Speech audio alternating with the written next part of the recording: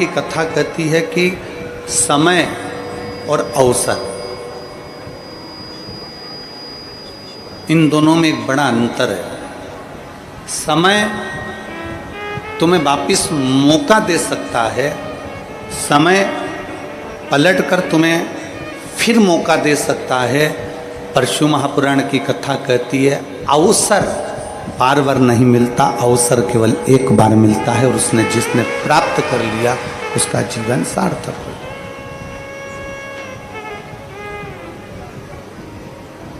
नांदगांव वालों को यह अवसर मिला है, नांदगांव वालों को यह अवसर प्राप्त हुआ है। माननीय श्री आमदार सुहाजी अन्ना जी को,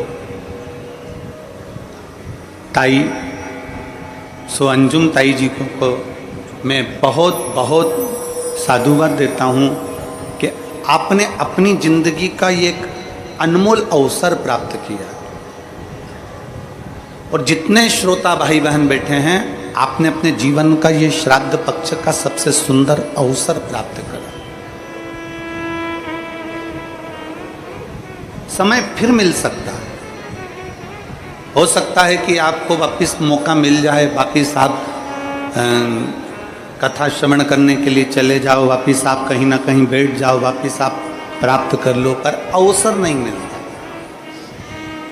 कभी कभी कथा हमारे नज़दीक में होती है पर हम जा नहीं पाते। उसका कारण कोई परिवार में काम आ गया, कोई तारीफ फंस गया, कोई रिश्तेदार आ गए, कोई नातेदार आ गए, कोई कुटुंबी आ गए, कोई कबीले वाले आ गए, कोई कुछ। अवसर मिला।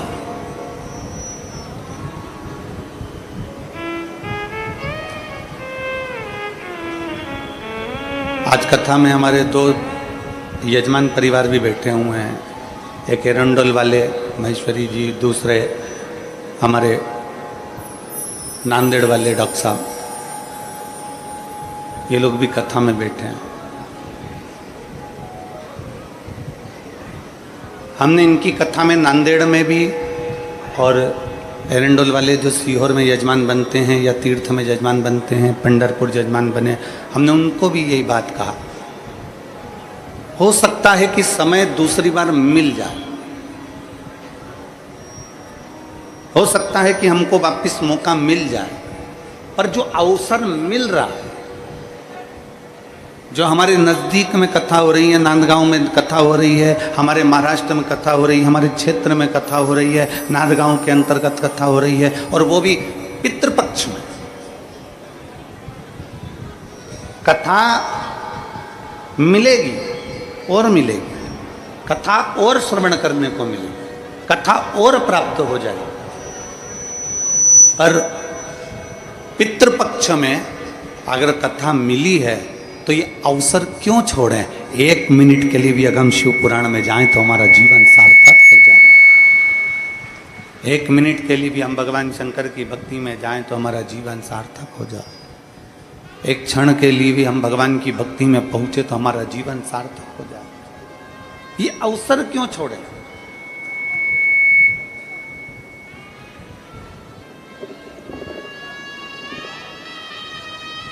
ये अवसर हम क्यों त्यागें। अगर मिला है अवसर तो उस अवसर को त्यागना नहीं है, मिला है अवसर तो उसको छोड़ना नहीं। बड़ी मुश्किल से मिलता। पितृपक्ष की यह कथा नांदगांव के अंतर्गत महाराष्ट्र की इस पवित्र भूमि पर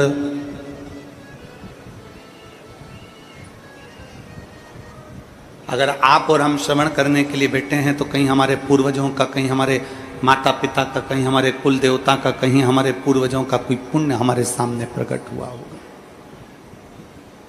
कोई पुण्य हमारे सम्मुख में आया होगा।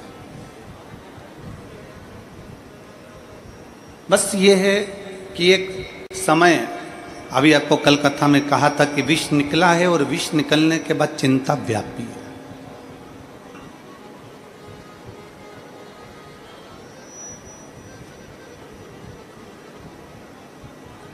कुछ भी नया करोगे, कुछ भी नया प्रकट होगा, कुछ भी नया करने का तुम्हारे मन में भाव उत्पन्न होगा तो थोड़ी ना थोड़ी चिंता व्याप्त है। थोड़ी ना थोड़ी चिंता रहे। घर बना रहे हो, मकान बना रहे हो, थोड़ी चिंता बढ़ जाएगी। मेरा मकान बनना है, मकान का काम लगना है, कौन ठेकेदार आएगा, कौन करेगा, पैसा कहाँ से आएगा, कैसे व्यवस्था होगी, थोड़ी चिंता बढ़ जाएगी। शादी करना है, थोड़ी चिंता बढ़ जाएगी। व्यापार करना है, थोड़ी चिंता बढ़ जाएगी। ऐसा नहीं कि चिंता नहीं बढ़ेगी। कोई फैक्ट्री खोलना है, कोई कार्य करना है, बच्चों को स्कूल भेजना है, शादी विवाह करना है, कोई आधिकाधिक कार्य करना है, कोई राजनीतिक समीकरण करना है, तो भी चिंता बढ़ती है। चिंता बढ़ती है। और ये चिंता केवल तुम्हारे को नहीं है, केवल ये चिंता संसार के लोगों को ही नहीं है, ये चिंता केवल मनुष्य को ही नहीं है। शिव महापुराण की कथा अपनी आनंदमय भाव में व्यास जी महाराज वर्णन करते हैं कि ये चिंता देवताओं को भी है। ये चिंता नाग और किन्नर, गंधर्व, अप्सरा सबको चिंता रहती है।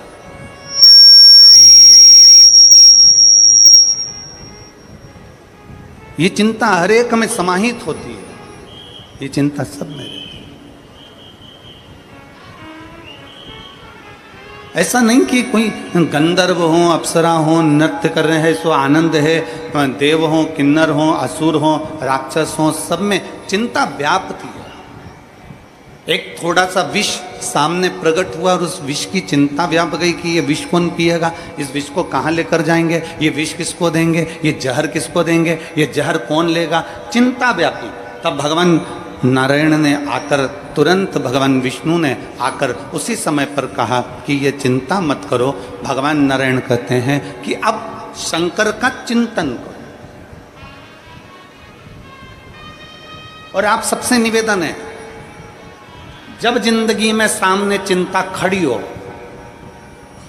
जब तुम्हें लगे कि मैं बहुत बुरी तरह से कहीं ना कहीं गिर गया हूँ, जब तुम्हें लगे कि मेरे सम्मुख में ये चिंता व्याप रही है, मुझे रात की नींद चली गई, मेरी बेचैनी बढ़ गई, मेरा ब्लड प्रेशर, मेरा शुगर, ये सब कहीं ना कहीं किसी न किसी रूप में बढ़ रहा है, घट रहा है, तुम्हें चिंता व्यापने लगी। आजकल तो हम कहते हैं कि शरीर में कितनी चिंता है, आजकल इंद्रियां भी बता देती हैं।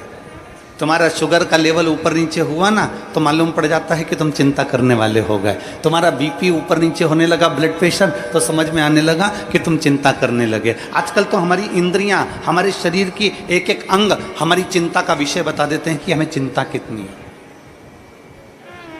तुम्हारे शरीर का, तुम्हारे चेहरे का तेज अगर चले गया, तुम्हारे चेहरे की रौनक चली गई, तो बता देगी कि तुम्हारी चिंता कितनी है।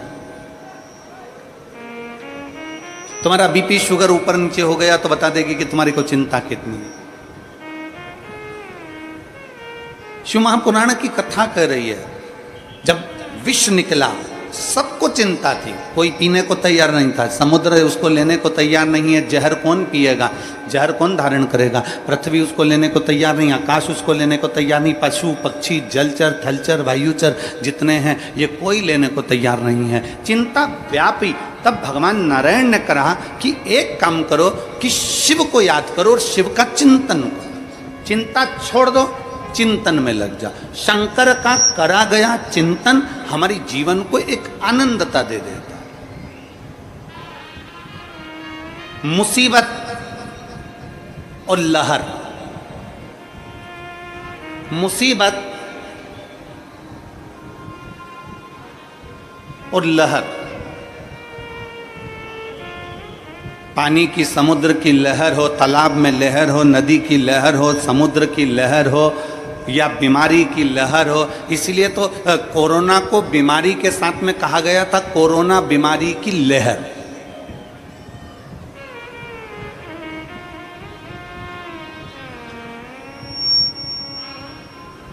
जब कोई बड़ी बीमारी आती है तो कह देते इसकी लहर चल रही है। लहर का मतलब क्या होता है?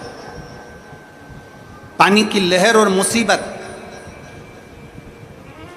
पानी की लहर और दुख, पानी की लहर और तकलीफ, समुद्र की लहर और मुसीबत, समुद्र की लहर और तकलीफ, समुद्र की लहर और दुख, ये एक जैसे हैं, इनको एक जैसा कहा गया। क्यों? उसका कारण केवल इतना है समुद्र की लहर कितनी भी उछल ले, पानी की लहर कितनी भी उछल ले, नदी की लहर कितनी भी उछल ले, तालाब की लहर कितनी भी उछल ले और कितनी भी आगे बढ़ जाए, एक ना एक दिन वो समुद्र की लहर, पानी की लहर, तालाब की लहर एक ना एक दिन शांत हो ही जाती है। उसी तरह जैसे लहर और मुसीबत, लहर और दुख ये एक जैसे हैं, मतलब अगर लहर उछली है तो शांत भी होगी और अगर मुसीबत आई है तो समाप्त भी होगी, ये निश्चित है, ये निश्चित। समुद्र की लहर अगर उछल रही है, पानी अगर उछल रहा है, लहरें अपनी सीमा को तोड़ दी हैं, बीमारी अपनी सीमा को तोड़ दी है। जैसे कोरोना को कहा गया लहर, कोरोना की बीमारी बढ़ी तो कहा लहर बढ़ गई। आखिर लहर क्यों कहा गया? क्योंकि एक ना एक दिन ये लहर थमेगी जरूर, एक दिन ये लहर शांत होएगी जरूर। उसी तरह समुद्र की लहर हो, पानी की लहर हो, बीमारी की लहर हो, चाहे कोई भी लहर हो, एक ना एक दिन वो लहर शांत होती जरूर है। उसी तरह शास्त्र कहता है मुसीबत कितनी भी बड़ी हो ये लहर की तरह है, दुख कितना भी बड़ा हो ये दुख कितना भी बड़ा हो ये भी लहर की तरह है, तकलीफ कितनी भी बड़ी हो ये भी लहर की तरह है। ये मुसीबत, ये दुख, ये तकलीफ जो लहर की तरह है, ये धीरे न धीरे एक ना एक दिन शांत समाप्त होती जरूर। कोई मुसीबत हमेशा नहीं टिकती है, कोई तकलीफ हमेशा नहीं टिकती है।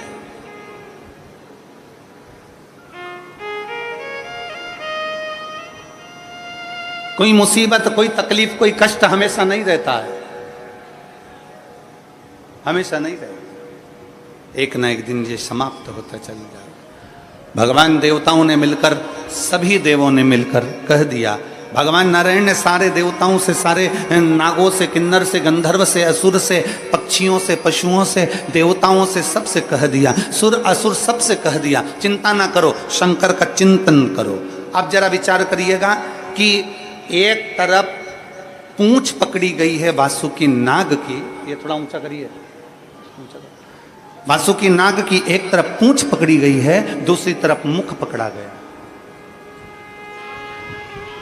एक तरफ पूंछ पकड़ी गई है, एक तरफ मुख पकड़ा गया, खींच रहे हैं उसको। अब शिव जी का चिंतन कैसे होगा? अब भगवान शंकर का चिंतन कैसे हो? जरा विचार करिएगा, चिंतन हो तो फिर हो कैसे? तभी भगवान नारायण ने कहा चिंता मत करो, शंकर का अभिषेक जरूरी नहीं है कि आप शिवालय जाओगे तो अभिषेक हो पाएगा। शंकर का अभिषेक जरूरी नहीं कि आप अपने घर के शिवलिंग को थाली में रखोगे, परात में रखोगे, पात्र में रखोगे तब हो पाएगा। शंकर भगवान का अभिषेक जरूरी नहीं कि आप 12 ज्योतिर्लिंग में जाएंगे तब हो पाएगा। शंकर भगवान का अभिषेक जरूरी नहीं कि आप किसी मंदिर देवालय में जाएंगे तब हो पाएगा। भगवान नारायण ने समुद्र मंथन के समय पर विष निकलते समय भगवान नारायण ने एक बात संपूर्ण क्षेत्रवासियों के लिए, संपूर्ण विश्ववासियों के लिए, संपूर्ण जगत के लिए, संपूर्ण पृथ्वी पर रहने वाले, ब्रह्मांड में रहने वाले मनुष्यों के लिए कह दिया कि शंकर का अभिषेक जरूरी नहीं कि आप मंदिर जाओगे तब होगा, घर में बर्तन में शंकर का शिवलिंग रखोगे तब होगा, शंकर का अभिषेक 12 ज्योतिर्लिंग में जाओगे तब होगा। शास्त्र कहता है शंकर का अभिषेक तुम जब भगवान शंकर को दिल से याद करते हो, श्री शिवाय नमस्तुभ्यम, ओम नमः शिवाय, नमः शिवाय, जब तुम स्मरण करते हो पंचाक्षर मंत्र का, षडाक्षर मंत्र का, या श्री शिवाय नमस्तुभ्यम का जब तुम स्मरण कर रहे होते हो और दिल से तुमने अगर उसको स्मरण कर लिया तो समझ लेना कि तुम्हारे शंकर का अभिषेक हो गया, उसका चिंतन हो गया, उसका स्मरण हो गया, उसकी भक्ति हो गई, उसका मंत्र जाप हो गया। आप समझें उसको, भजन हो गया।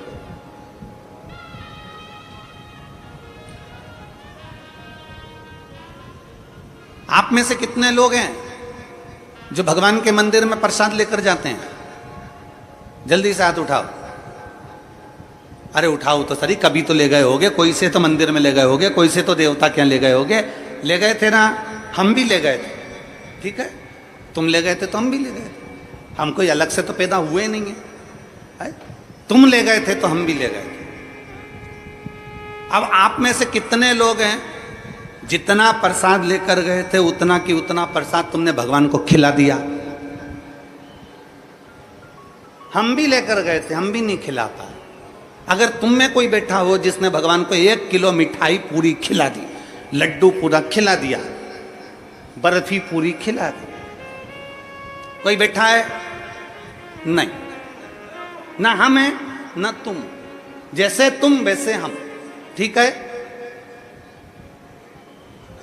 अब अंदर बैठा भगवान को तुमने भोग लगाया और तुमने वो प्रसाद वहां रख दिया, तुमने वो प्रसाद वहां दे दिया और भगवान को नमन कर कर कहा, बाबा मैं तुम्हारे लिए ये भोग लेकर आई हूं, आप इसको पा लेना। जब शरीर में बहुत बड़ी बीमारी होती है ना, तो जो लोटा भरकर जल चढ़ाने वाले होते हैं ना, जो भगवान को जल चढ़ाते हैं, वो जल चढ़ाते चढ़ाते शंकर जी को क्या कहते हैं?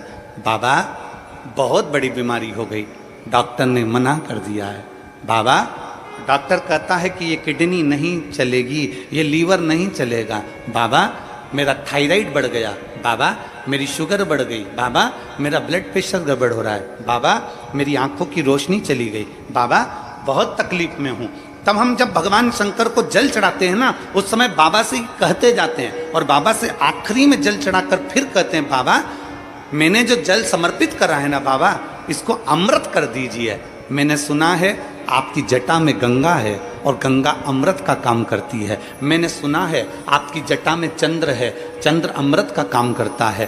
बाबा मैंने सुना है आपके मस्तक पर सूर्य है, सूर्य अमृत का काम करता है। बाबा आपके पूरी शरीर में 33 कोटि देवता विराजमान है। बाबा जब मैं जल चढ़ाऊं ना तो इसको अमृत कर दीजिए और मेरे रोग को आपका जल का आचमन करते से ही मेरे रोग समाप्त कर दीजिए। शिव रोग को समाप्त कर दो।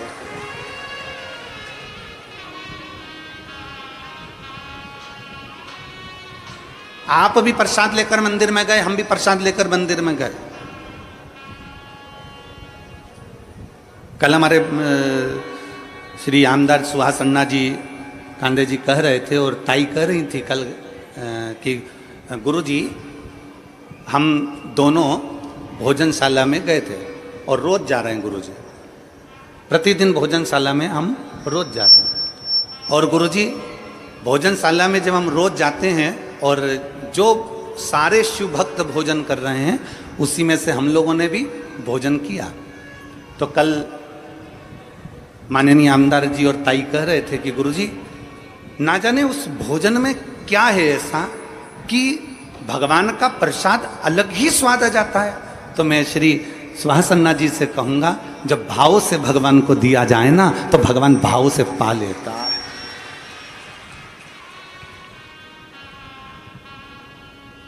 भाव से अगर भगवान को दिया जाए तो भाव से पा लेता है।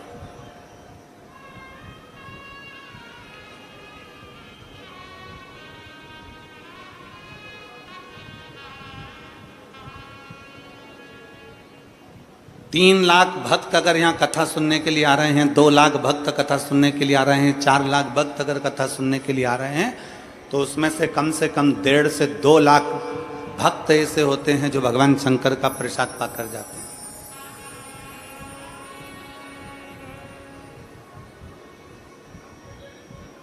प्रेमवश आपने भी भोग लगाया भगवान को, हमने भी भोग लगाया भगवान को, पर भगवान ने 1 किलो लड्डू नहीं खाए, भगवान ने पेड़ा नहीं खाया, भगवान ने कुछ नहीं खाया, कुछ नहीं।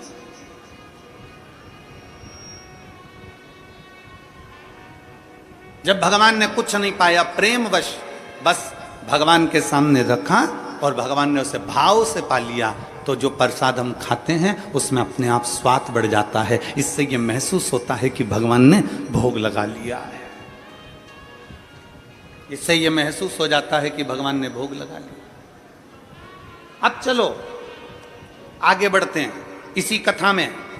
आप में से सब ने भगवान को भोग लगाया, हमने भी भगवान को भोग लगाया। भगवान ने अंदर भोग लगा हुआ प्रसाद पंडित जी ने हमको वापस दे दिया, हम अपना डब्बा लेकर वापस चल दिए। अब हमारा सनातन धर्म क्या कहता है? अब हमारा सनातन धर्म क्या वर्णन करता है कि मंदिर से जब प्रसाद का डब्बा लेकर निकलो तो उसमें से थोड़ा थोड़ा प्रसाद सबको बांटो। बोलो, बोलता है कि नहीं बोलता? हमारा सनातन धर्म कहता है कि मंदिर में से प्रसाद लेकर निकलो तो उस प्रसाद में से वितरण कर दो।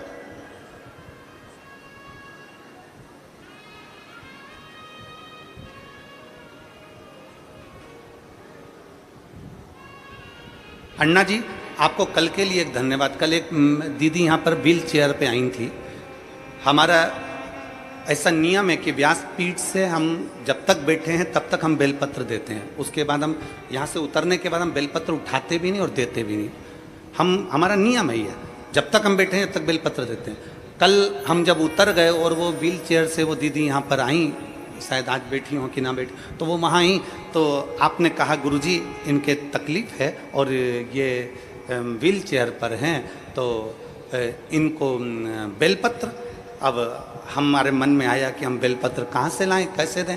तो अन्ना जी आपको साधुवाद है उसके लिए, आपने अपनी जेब में से आपकी जो बेलपत्र थी वो निकाल कर दे दी और कहा ये बेलपत्र इनको दे दो गुरुजी, इनको जरूरत। उसकी साधुता है आप। इससे ये मालूम पड़ता है कि हम सबके लिए हैं, हम सर्वस्वता के लिए बेटे, हम सर्वस्वता के।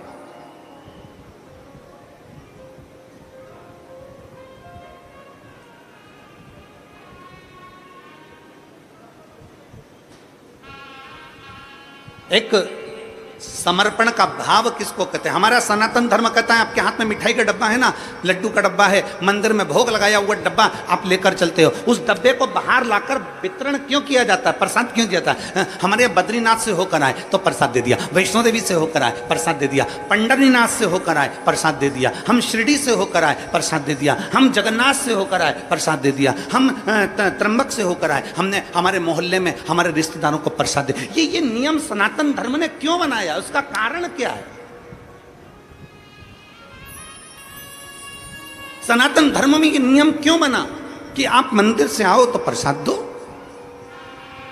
सनातन धर्म में ये नियम क्यों बना कि आप भीमा शंकर गए वहां से दर्शन कर आए और आपने अपने पड़ोसियों को, रिश्तेदारों को, नातेदारों को छोटा छोटा पैकेट बनाकर प्रसाद का दिया, आपने किसी को प्रसाद दिया। ये प्रसाद हमारे सनातन धर्म में हम कहीं से होकर आते हैं, भगवान को भोग लगा कर आते हैं, ये प्रसाद क्यों देते हैं? उसका कारण है क्या?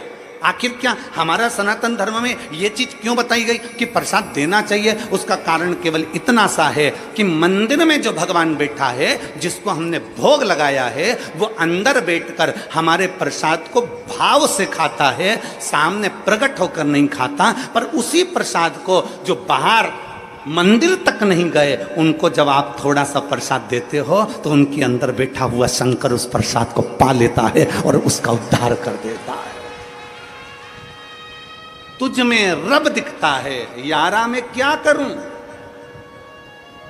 हर एक में शिव दिखता है, यारा में क्या करूं?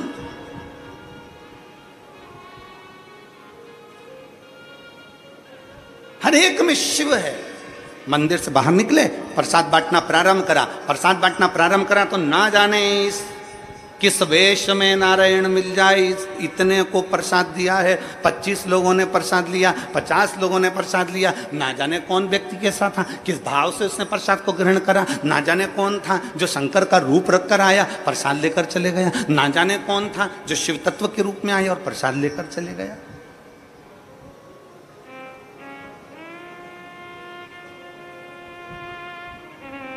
शिव महापुराण की 7 दिन की अगर कथा होती है या 5 दिन की कथा होती है तो 5 दिन की कथा में 4 दिन जो व्यासपीठ की बेलपत्र रहती है वो औषधि की रहती है। 7 दिन की जो कथा होती है उसमें 6 दिन की बेलपत्र औषधि की रहती है। शुगर हो, बीपी हो, थायराइड हो, पैर, कमर, घुटना, आँख, सिर, ब्रेन, कोई ट्यूमर, कोई कुछ जो तकलीफ रहती है, 6 दिन की जो बेलपत्र है वो औषधि का काम कर जाती है। 7वें दिन के बेलपत्र को खाया नहीं जाता, 7वें दिन के बेलपत्र को केवल लाल वस्त्र में उसको लपेट कर अपने घर में उसको रख लिया जाता है। 5 दिन की कथा है तो 4 दिन की बेलपत्र औषधि का कार्य करती है, 5वें दिन की बेलपत्र केवल बरकत का, लक्ष्मी का कार्य करती है, भंडार का कार्य करती है।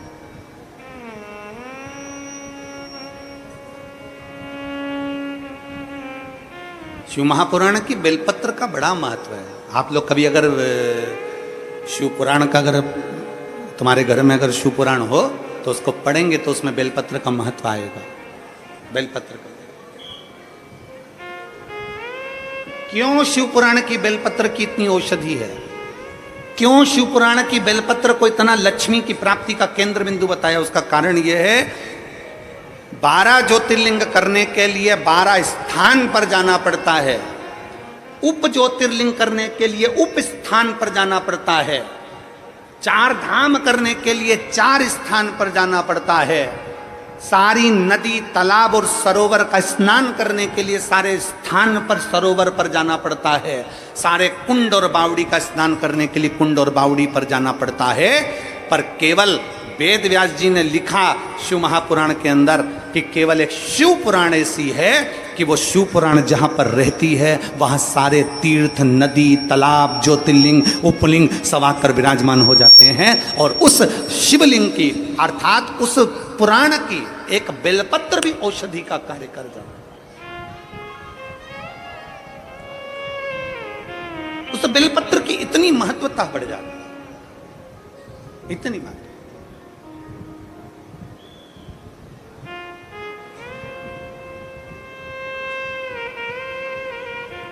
आज पूरे महाराष्ट्र का गौरव का विषय है।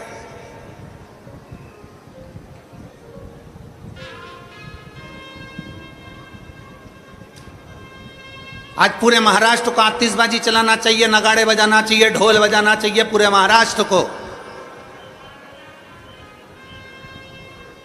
कि व्यासपीठ की बात को राजसत्ता तक लिया गया और माननीय महाराष्ट्र के मुख्यमंत्री जी ने गौ माता को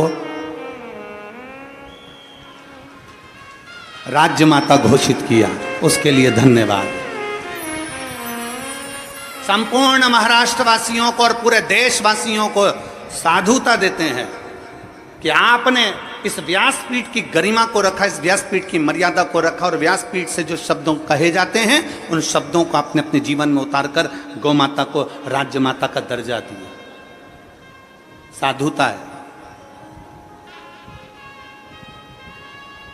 बहुत बहुत साधुता है। माननीय मुख्यमंत्री शिंदे जी को बहुत बहुत साधुता है।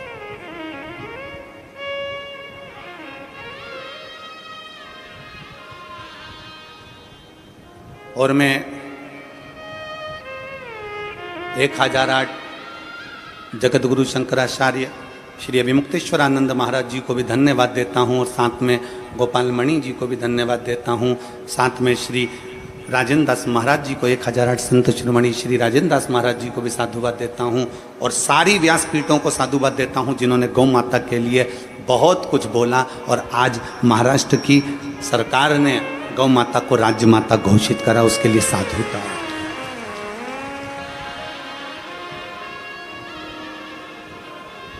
और सारे संतों से निवेदन है ये चिंगारी को बुझने मत देना,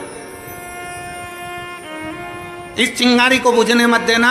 जो महाराष्ट्र में चिंगारी लगी है कि गौ माता को राज्य माता करा गया है, वो चिंगारी बुझने मत देना, वो अग्नि का काम करेगी और एक दिन गौ माता राष्ट्र माता बनकर रहेगी, ये निश्चितता है। तो चिंगारी बुझने ना दीजिए। सनातन धर्म में प्रसाद देने का क्या महत्व है ये हमारी शिव पुराण बताती। और एक और चीज समझ लीजिए, सनातन धर्म में प्रसाद देने का महत्व बताया तो सनातन धर्म में एक चीज और बताई कि प्रसाद कहाँ बांटना, कैसे बांटना, कब बांटना, यह भी वर्णन किया गया। अपना और पराये का भेद ना करा जाए तो प्रसाद का वितरण किया जाए। कितना सुंदर कहा, जरा उठाइए हमारे शास्त्रों को। अब हम आपसे एक प्रश्न कर रहे हैं जो हम पहले बोल चुके हैं, वो आज फिर बोल रहे हैं। सबसे ज्यादा नरक में कौन गिरता है? आज बहुत पहले बोली थी कथा ये वाली, आज स्मरण में आ गई तो बोल रहे सबसे ज्यादा नरक में कौन गिरता है? तो का प्रसाद बांटने वाला गिरता है, प्रसाद बांटने वाला गिरता है। तो प्रसाद बांटने वाला नरक में क्यों गिरेगा? तो शिव महापुराण में वेद व्यास जी वर्णन करते हैं, प्रसाद हमेशा धर्म की जगह पर बढ़ता है, अच्छी जगह पर बढ़ता है। मंदिर, देवालय, गुरु, परमात्मा की साक्षी में बढ़ता है। परमात्मा कभी गलत जगह, कोई डिस्को में, कोई डीजे में प्रसाद नहीं बढ़ता। प्रसाद हमेशा अच्छी जगह बढ़ता है। तो प्रसाद बांटने वाला नरक में क्यों चले जाता है? उसका कारण है, प्रसाद बांटने वाला जब खड़ा होता है, प्रसाद बांटता है, दरवाजे पर खड़े होकर जब प्रसाद देता है, अपना वाला आया और पराया आया। अपना आया तो हाथ ऐसा हो जाता है और पराया आया तो हाथ छोटा हो जाता है, तो वो व्यक्ति नरक चले जाता है। प्रसाद बांटने वाले को चाहिए कि प्रसाद की गरिमा क्या कहते हैं, प्रसाद की गरिमा।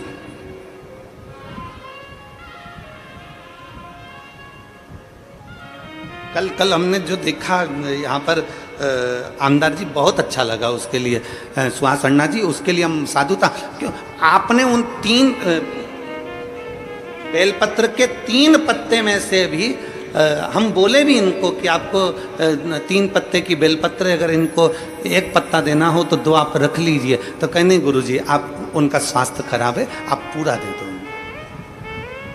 पूरा दे दीजिए आप।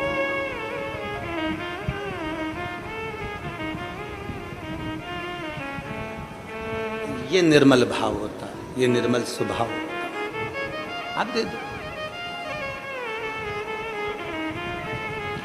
सरलता का भाव अपने भीतर लेकर आओ, सहजता का भाव अपने भीतर लेकर आओ।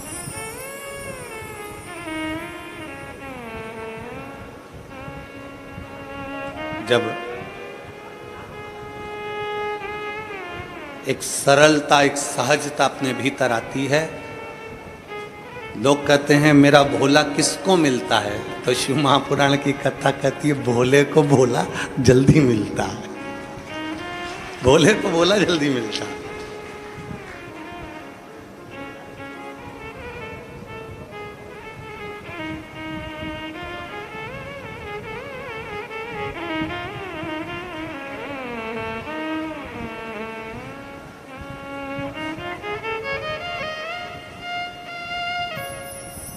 भगवान शिव की कथा कर रही है, चिंतन कर, चिंतन करो, चिंतन। असुर सांप को पकड़े हुए हैं, देवता सर्प को पकड़े हुए हैं, और वो कह रहे हैं कि हम शंकर का चिंतन कैसे करें। कौन कहता है कि अपना घर छोड़ोगे तो चिंतन होगा? कौन कहता है अपनी दुकान छोड़ोगे तो भगवान का चिंतन होता है? कौन कहता है कि आप अपना काम कारोबार छोड़ दो और बाबा बन जाओ तो भगवान का चिंतन होता है? शिव महापुराण कभी नहीं कहती कि भगवान का चिंतन घर छोड़कर होता है। सारे ऋषि घर छोड़े होंगे, संत घर छोड़े होंगे, पर मेरा भोलेनाथ अपना घर कभी नहीं छोड़ा। वो कैलाश पे रहता था, अपने पत्नी, बच्चे, परिवार सब के साथ रहता था। मेरा भोलेनाथ, उनके बच्चे गणेश जी, कार्तिकेय, उनके गणेश जी के धर्मपत्नी 2 रिद्धि सिद्धि, उनके बच्चे शुभ लाभ, फिर उनके बच्चे अमोद प्रमोद। भगवान अपने पोते पर पोते तक के साथ में रहते थे। भगवान शंकर अपनी धर्म पत्नी माता पार्वती के साथ रहते, भगवान शंकर अपने गणों के साथ रहते, भगवान शंकर अपने सर्व परिवार के साथ। भगवान शंकर अपना परिवार छोड़कर कहीं नहीं जाते। सारे देवताओं को परिवार के साथ कहीं पर प्रतिष्ठित नहीं किया जाता, पर शंकर के जितने मंदिर हैं, शिवालय जितने हैं, सारे शिवालय में शंकर का पूरा परिवार बैठता है। गणेश जी बैठेंगे, कार्तिकेय बैठेगा, नंदी बैठेगा, पार्वती जी बैठेगी, शंकर जी बैठेंगे, नाग बैठेगा, सर्प बैठेगा, सब बैठेंगे, त्रिशूल रखेगा, डमरू रखेगा, सब कुछ शंकर जी के मंदिर में होगा। शंकर अपने परिवार को छोड़कर नहीं बैठते, शंकर कभी अकेला भी नहीं रहता, शंकर पूरे परिवार के साथ रहता है। शंकर कभी नहीं कहते कि तुम अपनी दुकान छोड़ दो, शंकर कभी नहीं कहते कि तुम तुम्हारी खेती छोड़ दो, शंकर कभी नहीं कहते कि तुम्हारी जमीन जायदाद छोड़ दो। शंकर भगवान कहते हैं कि जैसे असुर और देवता सब सांप पकड़कर मंथन कर रहे हैं समुद्र का, और भगवान नारायण कर रहे हैं कि शिव का चिंतन करो, तो इन्होंने पूछा कि हम सांप छोड़कर शिव का चिंतन करें, हम काम छोड़कर शिव का चिंतन करें? हम शिव का चिंतन करें कैसे? तब भगवान नारायण ने कहा नहीं, काम करते रहो और शिव का नाम जपते रहो, चिंतन हो जाए।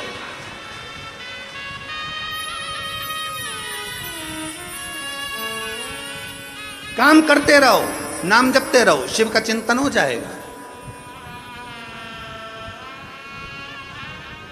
लिंगायत संप्रदाय के अंतर्गत, शैव लिंगायत संप्रदाय के अंतर्गत उनके गुरु उनके बच्चों के कान में कह देते हैं अपना कर्म करना है, दुकान चलाना है, व्यापार करना है, व्यवसाय करना है, अपना कर्म करो, नौकरी करो, धंधा करो, बिजनेस करो, सब करो। तुमसे ये नहीं कहते कि तुम काशी में जाकर बैठ जाओ। लिंगायत संप्रदाय के अंतर्गत उनके गुरु कहते हैं तुमसे ये नहीं कहते कि तुम कहीं जाकर बैठ जाओ, अपना कर्म करो और कर्म करते करते भगवान का भजन करो। काम करते रहो, नाम जपते रहो। काम करते करते जब नाम जपा जाता है तो उसका फल चौगुना मिल जाता है। घर छोड़कर तप करने वाले को जो फल मिलता है, घर छोड़कर सन्यास धारण करने वाले को जो फल मिलता है, घर छोड़कर अपना परिवार छोड़कर वन में बैठकर तप करने वाले को जो फल मिलता है, उससे चौगुना फल घर में रहकर भगवान का नाम जपने वाले को प्राप्त हो जाता है। हमने कभी तुमसे ये नहीं कहा कि तुम्हारा घर छोड़ो। हम तो एक काम करते हैं, अपने घर से एक लोटा जल भरो, शंकर जी का जो मंदिर पास में है वहां पहुंच जाओ। जो शंकर का मंदिर, जो शिवालय तुम्हारे घर के पास में है, तुम वहां जाओ और एक लोटा जल समर्पित करो। तुम्हारे घर के पास का जो शिवालय है, तुम्हारे घर के पास का जो शंकर का मंदिर है, वो मंदिर नहीं, सारे 12 ज्योतिर्लिंग का केंद्र बिंदु है, वहां जाकर जल समर्पित करो। सारी समस्या का हल। आप वहां जाइए, आप शंकर को एक लोटा जल समर्पित करिए।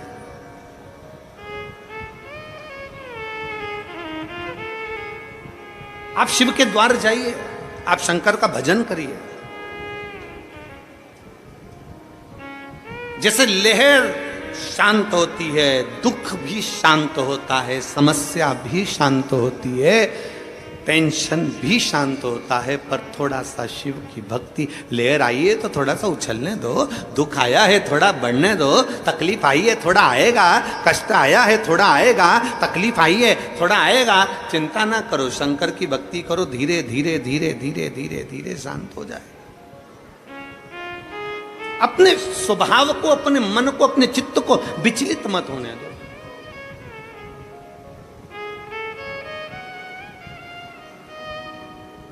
कल एक माता ने प्रश्न कर कर भेजा था, गुरुजी हम हमारे पूर्वजों के लिए हम बाहर चले गए थे तो हमने हमारे पितरों के लिए भोजन नहीं करा पाए। हमारी सास की तिथि थी दूज की, हम बाहर चले गए तो हमने भोजन नहीं कराया। फिर उसने पत्र में लिखा, कोई होगी माँ, उसने पत्र में लिखा कि हमारे पति तर्पण भी करते थे तो हम वो तर्पण भी नहीं कर पाए।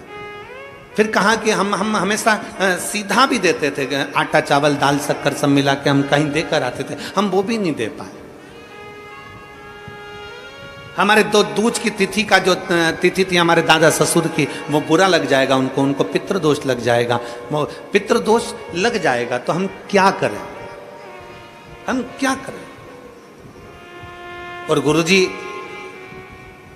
उसने पत्र में लिखा कि हम उस समय पर थे नहीं और तिथि निकल गई, हम भोजन नहीं करा पाए ब्राह्मण को, हम किसी को सीधा नहीं दे पाए, हम किसी को गाय की रोटी नहीं दे पाए, हम स्वान कुत्ते का भोजन नहीं दे पाए, हम कौवे का भोजन नहीं दे पाए, हम करें तो करें क्या, हम सीधा भी नहीं दे पाए, हम क्या कर सकते हैं? शिव महापुराण की कथा में एक बड़ा सुंदर चरित्र आता है।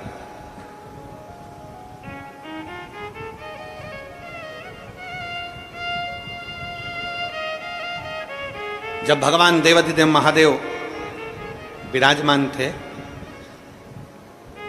पितृलोक से पितरों के स्वामी आर्यमा, पितरों के स्वामी आर्यमा लेकर आए थे कौवे पर बिठाकर और पृथ्वी पर उनको छोड़ा गया।